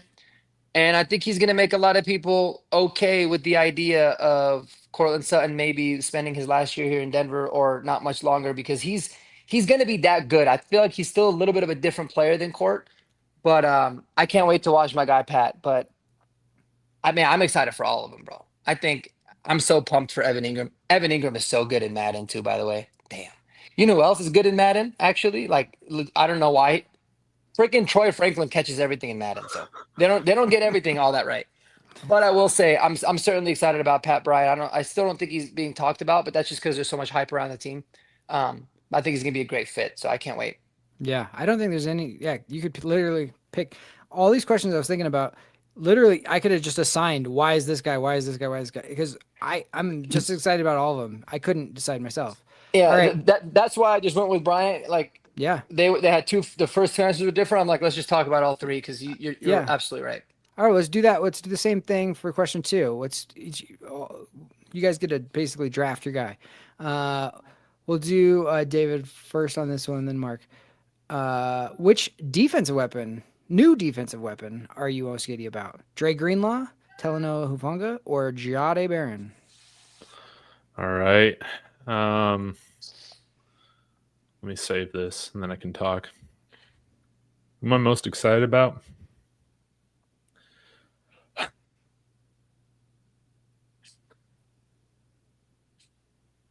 We're the team of great safeties. All right. We finally got another great safety, Talanoa Hufanga. Probably not going to have the team leading stats, right? It's going to be an issue if he's our leading tackler, but he's not going to be our leading tackler. But I think he's a dark horse to have the most highlight worthy plays on the team this year. We need that kind of, spark attitude on defense. He's going to be flying around and kind of like a combination of some of the hard hitting safeties that we've had before. So we've always had great safety play. We draft them. We also sign them.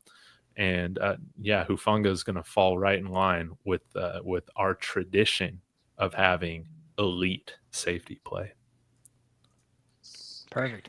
I love it, man. Oh, I'm so excited. I'm going to go with Dre Greenlaw on this one. Both of these guys, top 5 wish list. Can't believe it actually worked out that we got them both. It's about time, Dre, that Broncos get back to the Broncos crush no-fly zone era of having dominant inside linebackers. It seems like forever since we had Danny Trevathan and Brandon Marshall here. So I can't wait to see him, being the heartbeat of this team, being the green dot guy, covering the tight ends, just being a menace all over the field. And I will tell you guys this is not even really that bold of a prediction, but it's Hufanga or Greenlaw are winning comeback player of the year. Book it. Book that. Wow. I love the boldness you are going with there, Marky, for that award in particular. That being said, Mark talked about how he had both these guys in his top 5, as far as free agency wish list. Greenlaw was my number 1 guy. And that's why I'm so excited to have him, because quite frankly, he just gives us something that we have not had over the middle of the field in a long, long, long time. Like, I think the last time we actually had good inside linebacker play was Danny Trevathan and Brandon Marshall in the Super Bowl 50 year. And last year, Barton and Sternad did have good years compared to expectations, but they were also just key liabilities against the Bengals, Chargers, Ravens, Bills, etc. So, I thought there was no more impactful guy available in all of free agency that could have helped us more than Drake Greenlaw. The fact that we got him, icing on the cake. No doubt. Yep. All right. Question 3. We're going to do, which second wave pass rusher are you most giddy about? Jonah Ellis, Savion Jones, or Q Robinson? And we're going to start with Mark, and we'll go still counterclockwise. You said me? Yeah. Oh, Jonah Ellis, baby. Jonah Ellis has the opportunity to shake up a lot of things with the future of the Broncos, in my opinion. If he ends up taking a year 2 leap after a really, really good, not so much talked about rookie season, there could be a lot of things that come from that, man. You're talking about taking Nick Benito money and moving it elsewhere, really switching things up. I'm so excited to watch Jonah Ellis play. Just loved what I saw from him. He's my type of pass rusher. Like I love the pass rushers that have just crazy motors, that are physical, that have a really well-rounded game. So super pumped to see him, and hopefully he plays a little bit more, continues to stay healthy. He's come like I haven't heard any reports about him being held back, right? Like from his shoulder surgery. Yeah, so that's good. That's good news. Yeah, I'm super excited about him, but man, even the young guys, I'm pumped too. But I think I'm gonna have to roll with Jonah Ellis on this one. Nice. Yeah, good points. Good points. I love what you had to say there. But for me, even though I've been shitting on this pick for 2 months now, it is hard to not get excited about the upside of Q Robinson. Because at the time I was like, all right, we should have taken a tight end there. I was like, we have no depth. But it doesn't change the fact that we made the pick. So when I was watching Q Robinson, I was like, wow. And it's easy to see why the Broncos fell in love with him. Like his true pass rush win rate, as far as PFF, he was 8th in the entire NCAA last year as amongst edge rushers. So, and that's on a super limited sample. And obviously he was buried behind Will Anderson, Dallas Turner, Chris Braswell, and other guys who have ended up making it to the NFL. But, Nick Saban said he was the best special teams player that he has ever coached. And you can say whatever you want about players making those sorts of evaluations. Usually players, like we see the top 100 list every year and it's whatever. But to hear a coach say that, one like Nick Saban, who's had, 11 5-stars, 4-stars on his special teams units, that's pretty exciting to me. And it just remains to be seen how high is his ceiling truly. But yeah, I'm excited about Q Robinson. I'm excited about all these guys, but I'm going to go with Q here. You can't bet against a guy named Quandarius. Yeah, exactly. Like he came out of the womb. His mom was in the hospital. She was just like, we're calling that Quandarius. Quandarius, dude, because he's going to be a exactly. fucking menace. That's right. All right, David, who you got? I would go with Q, but Kodiak already explained that great. So I'm going to kind of hijack this question a little bit. I'm going to go with somebody not given on this list. Okay, sure. Dondre Tillman, baby. There you go, yeah. Our Myles Garrett of the UFL. Everybody making fun of me for saying that. Was it in jest? Yes, but it's so true. He's amazing. Same amount of sacks as Jonah Ellis this past year. Let's see what he can do. I think if there's anybody that you're thinking can be like a Shaq Barrett type of player, isn't it Dondre Tillman? So let's see what he does in year 2. Hell yeah. Yeah. And people forgot, man, he played 15 straight months of football. Yeah, that's true. So that's true. That's you'd be wear down after that. Yeah. And he still played really well. All right, real quick, bonus question. Just give me one name. You don't have to explain it if you don't want to. One name. Which UDFA signing are you most giddy about? And we'll start David, and we'll go clockwise on this one. I know where you're going, probably, but let's see. Oh man, yeah, it's got to be the great Clay Webb, man. And I'm gonna try real hard to keep it mature on here. I love Clay Webb. He's gonna be our backup center, backup guard, backup everything. He's gonna keep everybody hydrated. He is a draftable talent that we got. And it wasn't even his fault why he had to leave Georgia. I'm going to stand on it. Allegedly, Clay Webb is a beast. He's a lock for this roster. I think we gave him like over $200,000 with the signing bonus. So that's substantial money. So yeah, from what I'm talking about, sorry, I'm rambling. You said just one word. Oh, that's all right. You could give me. I knew you weren't going to be able to with Clay. I love Clay Webb. That's all I gotta say. I love Clay Webb, and he's going to be a favorite of Broncos country this fall. I'm telling you. Yeah, even if that incident never happened, I'd be super excited to get a guy like that. I mean, the incident ended up working in our favor, so there you go. Yeah. Kodiak, who do you got? Well, I argued with a bunch of Alex Singleton stands on Twitter yesterday about why I think he's more likely to be cut than he is to actually win the inside linebacker 2 job. So we're just going to go with JB Brown for the sake of hope and hoping that I am right and vindicated. Yeah, I like it. I'm excited about him too. Mark. I think there's a new train that I've hopped on.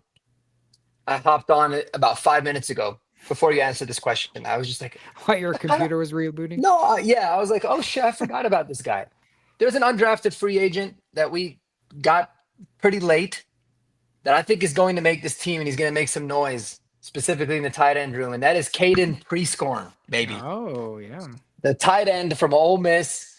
We're not talking about him, man, because he was late. He kind of joined the party late, but this is a thin tight end room. He brings a unique skill set and a unique blend of like actually playing a lot in college. He was definitely had a draftable grade. So I think Caden Prescorn is going to ball out, and I think he's going to ultimately make the 53, and Lucas Kroll is certainly not. The fact that you could literally name 5 more people tells you that our undrafted free agent class is got a lot of like potential gems. Because no doubt, yeah, the Johnny Walkers, you got wide receivers that we didn't even talk about. Like Andy's talking about Xavier Truss and Kareem Reed. Like, yeah, there's just a lot. It's going to be really interesting. This is going to be a tough team to make. And we got actually really good UDFAs to try to make it. So I love it. All right. That is it for me. Thank you. That was guys. beautiful. Good stuff, baby. That was great stuff. All right. Last segment of the day. This is just a fun business question. All right. I sent this to you guys earlier today, so I hope you guys came up with, an answer. This segment, I'm just calling it the NFL 2.0. It doesn't really matter. I'm asking everybody, you're the commissioner of the NFL. What is the next thing you're doing to grow the NFL? Pretty wide open. You can take this a lot of directions, whether it's with play on the field, teams, media, how it's covered, everything, access. But yeah, I thought we could go around the horn, hear everybody's kind of business idea. What's the first thing you're trying to accomplish if you're a commissioner of the NFL? We'll start with Kodiak, and then we'll work our way around the horn. So I got 2, but I'll try to keep both a little concise. So the NFL is worth $289 billion.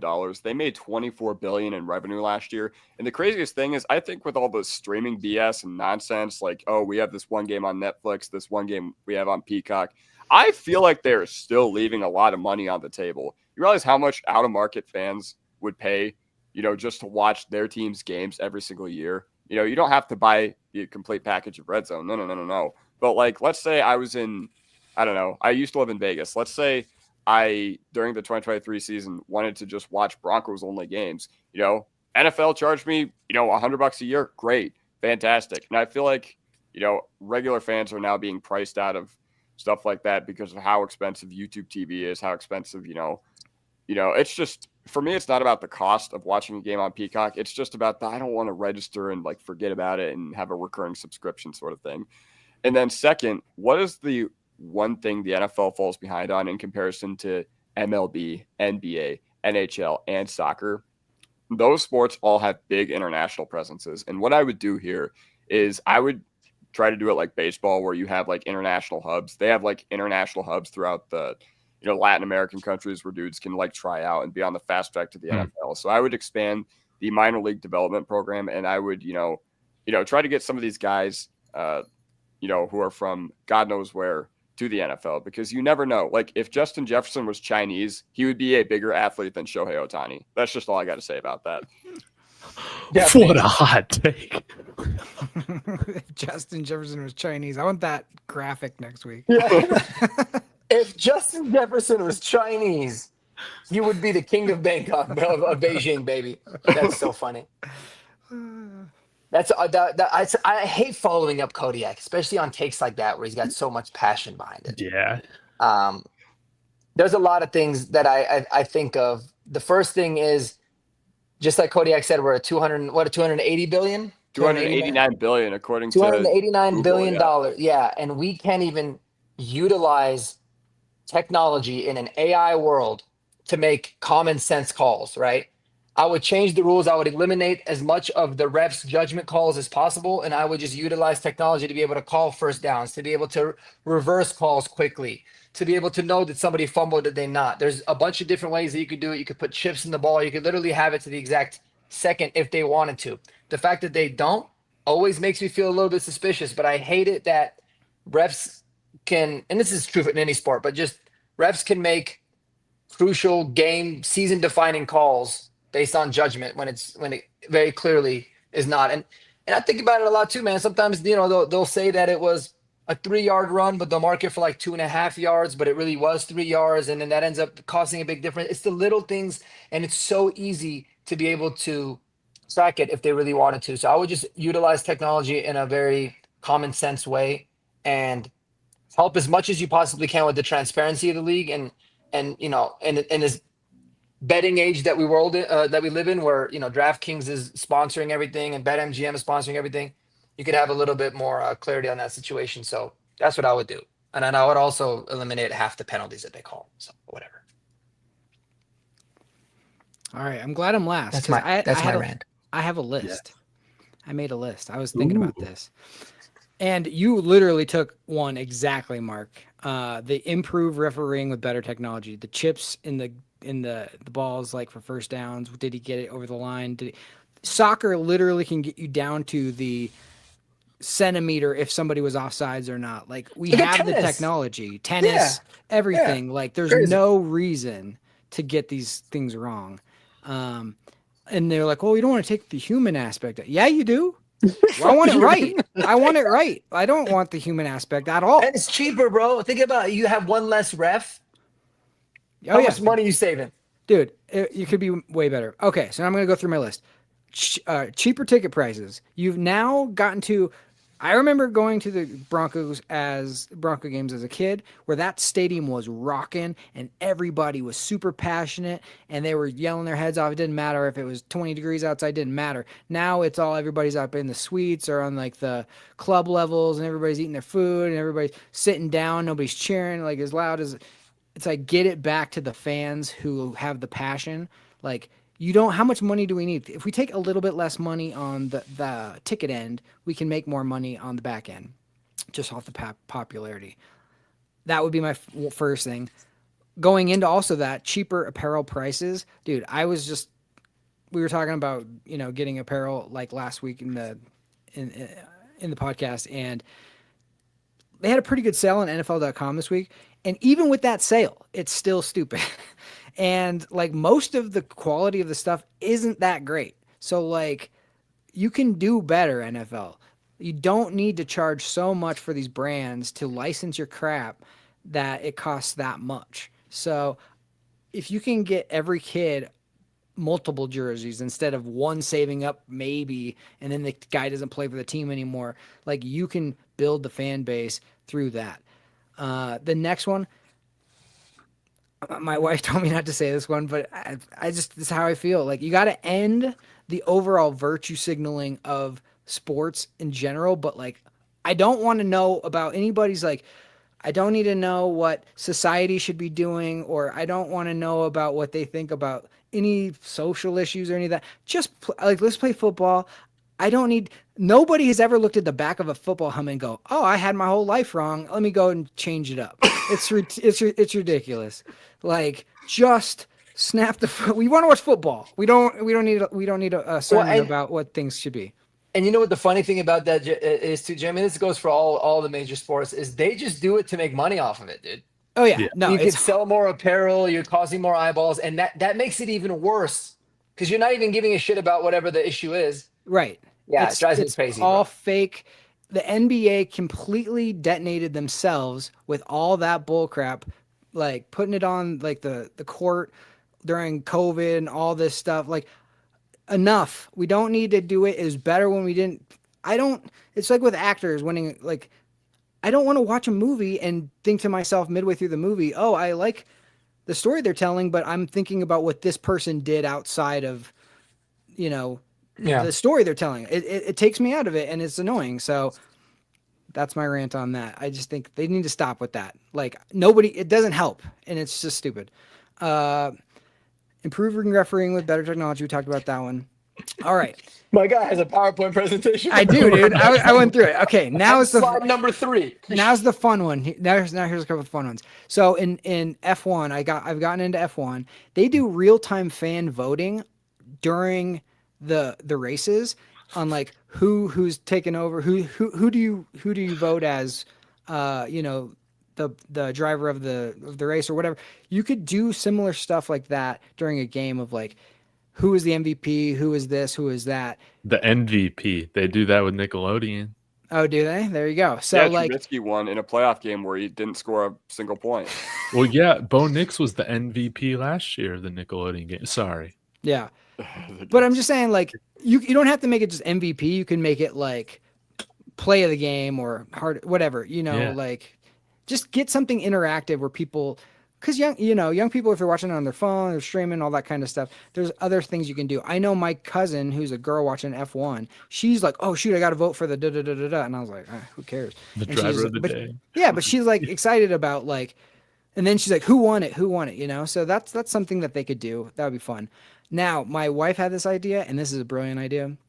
This is a fan comment at halftime. So like Reddit, somebody post something and you could upvote or downvote. People could write like, for instance, be like, what the hell, Sean Payton, pull Levi Wallace, he's killing us. And then the reporter going into half has to be like, okay, the fan comment going into halftime is pull Levi Wallace to Sean Payton as he's going to halftime. So they can get an actual like comment from the fan. That would be so good. That would be, Dude, like, you know what else would be awesome? That's really funny that was brought up. I was thinking about this, and we would be freaking millionaires if we created it, but I don't think they'd allow us. So you know how like Hard Knocks on HBO, you get it unfiltered, uncensored, all that kind of stuff. If there was like an HBO version of people announcing the games, and you could just cuss and talk shit, and you hear everything on the field that they're saying, and you give like the full, real, what's going on, dude. That would be unbelievable entertainment. Thank you for queuing up my last and final suggestion. Is that it? It's a stream that's completely mic'd up channel. You don't need to have any sort of, you could have commentators being like full on. You can pick your commentators and they could be like, all, independent media people. And you could just pick whichever one you want to listen to broadcast your game. But the next day, if you could, because I understand like you wouldn't want to give away like play calls and that kind of stuff and like formations and stuff. But if you could go in and edit out all of the stuff that they don't want to know for like, formations and signals. But I want to hear everything. I want to hear when somebody gets hit, what they say to the guy afterwards. I want to hear everything. Dude, if you had that, I mean, nobody would turn away from that. If you had that, you'd know exactly what Mason Rudolph said to Myles Garrett, and there wouldn't be no fucking question about that. Exactly. Like, I want it all. Like if you had like a subscription based mic'd up channel stream that you could watch any game, and you could like, maybe they can pick a different player every week, and you get to hear everything. That would be spectacular. Yeah, it'd be fucking sweet. Yeah, so that's where I'm at. Brilliant ideas. That's hard to follow up, Jeremy, because you had a lot of good ideas. I'm just gonna give a couple. See what you guys think about this. And I've been playing a lot of Risk on my phone, so I'm thinking more about global domination. And you've heard like NFL insiders kind of start teasing about how they're at some point soon, they think that the London week will just start to be treated as a normal week, for better or for worse. But the London metro area would be the second biggest market in the NFL, only behind New York, more than Los Angeles. And then Toronto, I think, would be like number 4 or 5. So I think this is the time to expand internationally, get up to 34 teams. And I think that those would be great. You get commitment or interest from entire countries, probably, which I think would be good. But then on top of that, the NFL, I think Zach Seegers has teased this, but having like a real development league, it's really only I feel like the degenerates right now that care about the UFL because of like all the gambling. And that seems to be like how ESPN is pushing it, is just like, this is the league to watch if you're interested in gambling. But if the NFL would care to have like a real developmental league, sort of like, I guess what Major Junior has been for the NHL for the longest time, you draft guys but they go and play their seasons. Maybe you still have it in spring ball. Maybe it's in the US. Maybe resurrect NFL Europe, because I feel like that, that could work. But I don't care about UFL because none of these guys have been drafted to the Broncos. I think I would care about spring ball more if guys were actually drafted that like were playing seasons in the spring there as well. And I think it would be overall better for quarterback play. To have your backup quarterback or your third string guy playing spring league. So lastly, I'll just say NBA on TNT. That's the one piece of NBA media that I feel like actually does a good job like covering the games and talking about the sport. I feel like they have a huge issue on overall like how ESPN talks about the sport. But I know like America's Game or whatever, the show on NBC before Sunday Night Football is kind of supposed to be that, but it's just like, it's too much like a news report, man. It's too much like a news report. Put that in instead, something kind of like that style. So those are my ideas. I like it. I love that. Well done. Yeah, and now we got to make Justin Jefferson Chinese. That's it. Dude, I just love how of all the players you chose, it was Justin Jefferson. That's very specific. Not Josh Allen, Patrick Mahomes. You're like Justin Jefferson Chinese, like the guy that like is the opposite of Chinese. I know. Well, am I wrong? Like, if Justin Jefferson was Chinese, how big of a global presence do you think he has right now? Is it greater than Shohei Ohtani? I think it's twice the impact globally than Shohei Ohtani has. Well, Shohei's crazy because he's a freaking pitcher. But baseball is so big in like Japan and like Asia. Yeah. And I know, they don't but even Chinese have people care about baseball? No, I don't know. Chinese people Japanese. Yeah, Yeah. It's big. Yeah. Yeah. So even if you got a Chinese like player, they'd have to be able to watch it. They'd have to know what's going on. I don't know what the Chinese market is for football, but if you could, I mean, Young Wei Koo, bro. They don't like Young Wei Koo. Yeah. No, it would be interesting. I would love to see what would happen, but then everybody would be like, "Oh, well, we can't." You know, I don't know. As soon as China got involved, I kind of don't want football to be an international sport. I know it's kind of better now. You know what I mean? Because they water it down every time they try to go global. Yeah, like I like it. I like it to be a pure American sport. Like I love soccer as my international sports. I think the basketball European leagues are awesome and stuff like that. But I kind of want football to just be like our thing, and they could just focus on like it being good here. Yeah. Because they got a lot of flaws. Like even though they're dominating, because the business side they kill it. It's becoming a pretty flawed league. Yeah. I do wish they would offer some more expansion from a business perspective, but I mean, just because you see what the Lakers just sold for, it's insane. Mm-hmm. So now I feel like it just gives the NFL so much leverage for having like these just insane entrance fees. But to me, I just don't think it makes sense. Like, I know a lot of this has to do with the city and all that local politics stuff, but you never ideally want to pull out the Bay Area.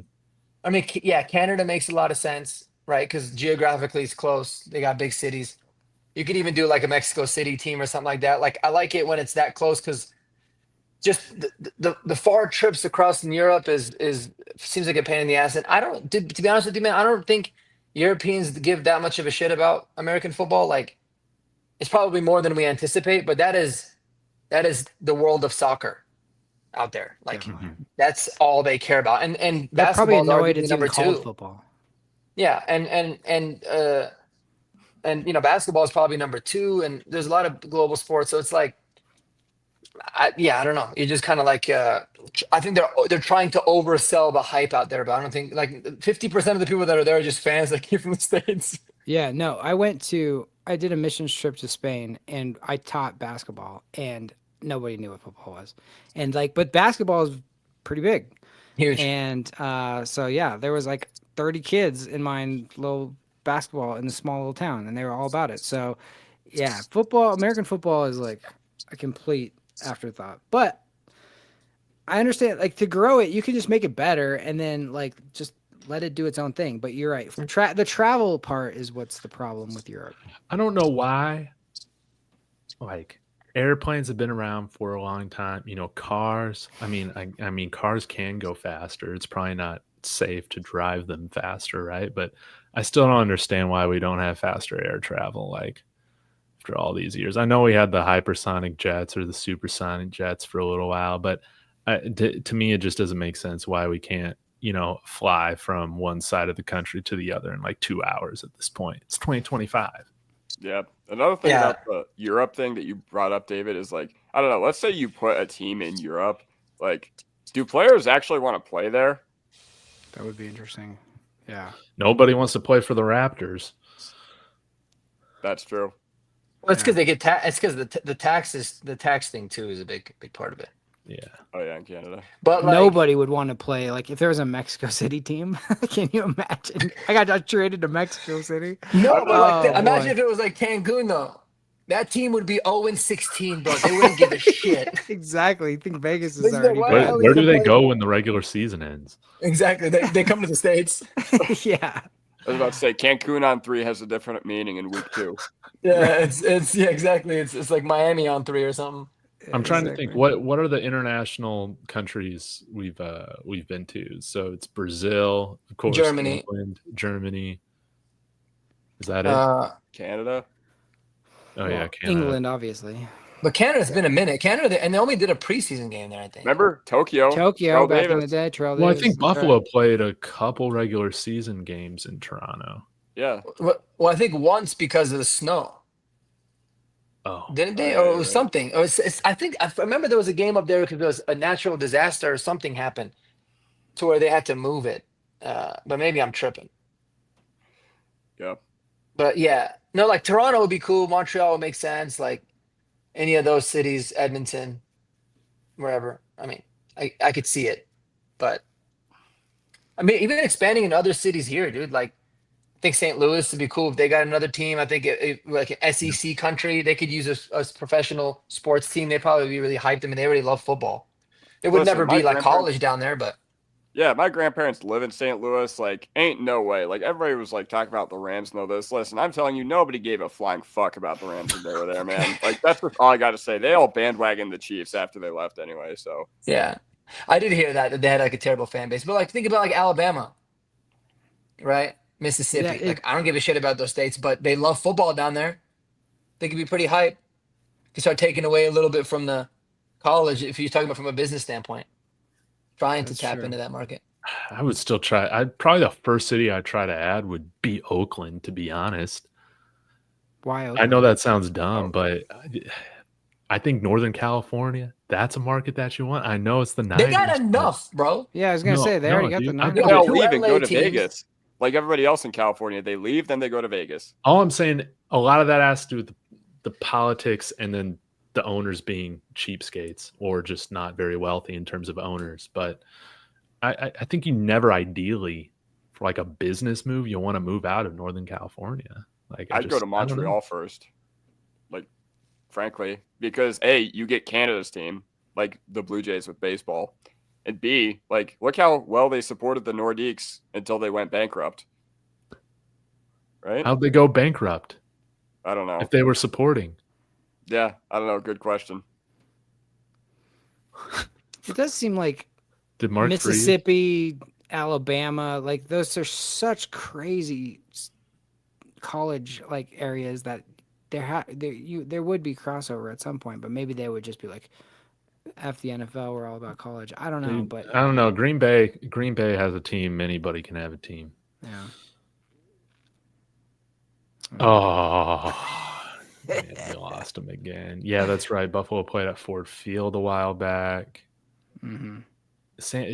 And then I think San Diego was cool, but yeah, they had terrible owners and not really great support either. Maybe Yeah. I'm just a slut for nostalgia, but I like those cities. Yeah. San Diego never worked because it was too nice. It was like too much other stuff to just do. I did go to Qualcomm once for a game. Mm. It was a lot of fun, but yeah, that stadium was an absolute dumpster. Well, we won our first Super Bowl there, so Yeah. it'll always be nice for that. I went to the StubHub Center for a game. Remember when the Chargers were like in between their move? I went to the StubHub Center for a game in 2017. I shit you not. I could not count on one hand how many Chargers fans I saw there. Too bad we got shut out 21-0, but yeah. Looks like it looks like Mark's phone died. That's the problem with Well, sure. Yeah. At But I this guess point, we he probably should wrap, smashed it. Yeah. yeah, I guess we should wrap this up. The horsepower 2-hour special. This was great. Everybody in the comments, I mean, thanks for chilling with us, Yes. even with all the issues that we had for the game. Mark's computer just not wanting to work today. But man, this was all fun. And what do we got? We got 4 more weeks until training camp. Yeah. But we'll be here every Tuesday night at 9 p.m. Mountain to do this. Any last words, guys? Got to give a shout out to all my friends watching, Ruby, Eric, and Zoe. Are Rubu. these- yeah. Rubu. Is it the people in the chat? Yeah. Thank you guys for the chat. I mean, like, it's funny just to kind of like, as someone on here, like, we're just doing this with our friends and this is fun. But to have people in here actually like enjoying it and like commenting and like spending their time with us, that's awesome. Like, you could do anything, you could be anywhere and you're spending it with us. I really, really appreciate that.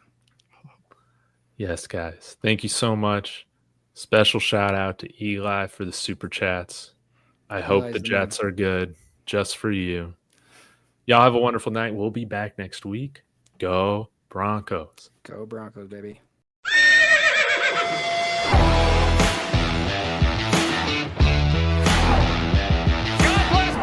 That sacrifice is grabbed, and he's going to be sacked.